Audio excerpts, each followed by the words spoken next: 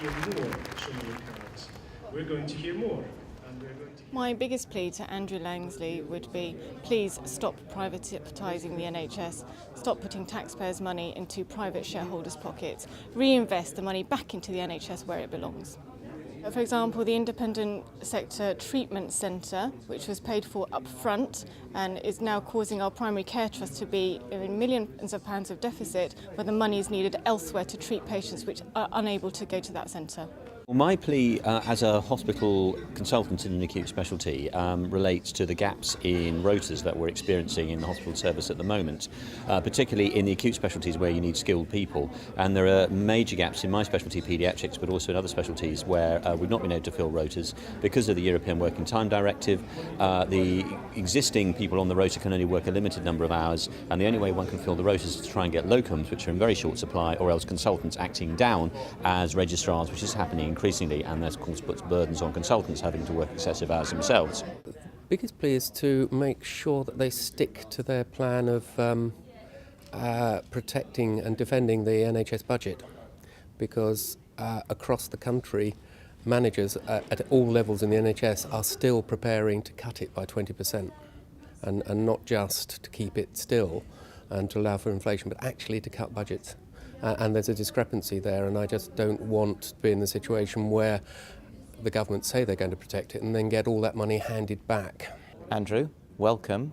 Engage with us, talk to us, and listen to us. Let's have an open discussion about the best way forward for healthcare in this country.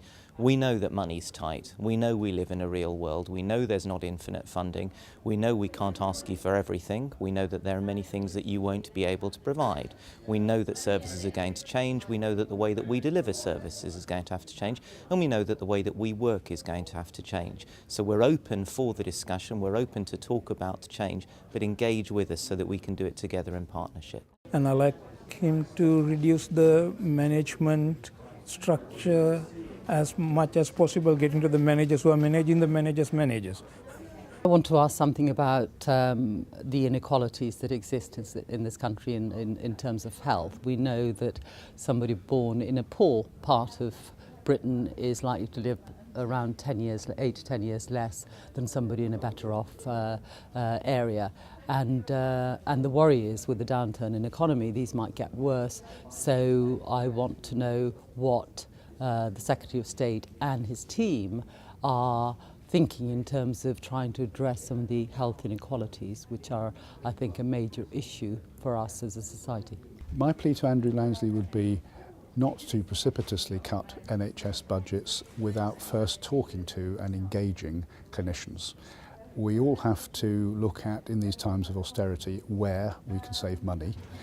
But we've suffered previously from managers without sufficient evidence cutting budgets and not taking account of the views of clinicians, which will often save money, and clinicians have been at the forefront of the developments of efficiency in the health service, something that's not been recognised.